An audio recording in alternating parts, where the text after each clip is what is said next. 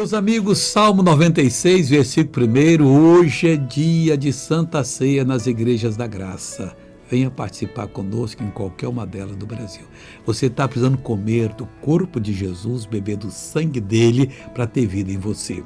O que diz o Salmo 96? O missionário, cantai ao Senhor um cântico novo. Prepare um cântico novo para você entoar só você. Um cântico que ele vai dar para você na hora que estiver todo mundo orando, adorando a Deus. Você quietinho ali, baixinho, vai cantar esse cântico para Deus e Deus vai ficar muito feliz.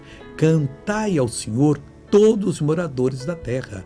Não tem um morador que não é convidado, não. Essa história, não, Deus sabe aquele que vai ter os preferidos, os outros vão para o inferno. Não, Deus não é isso, não. Deus tem presciência e sabe que se a pessoa não mudar, vai para o inferno mesmo. Ele está dando o poder de mudar.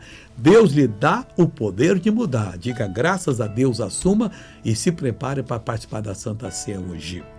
Vamos agora ver um testemunho bonito? Eu chamei minha amiga, pedi para Deus ela de me ajudar a cobrir essa aqui. Graças O que a senhora sentia nessa coluna? tudo, artrite, artrose, osteoporose, Há quanto tempo você vem sofrendo da coluna? já há mais de 20 anos, Você não está podendo nem andar direito? nem andaria. Então faz a ginástica agora que eu quero ver. Oh, glória a Deus. Oh, Jesus. Oh, glória a Deus.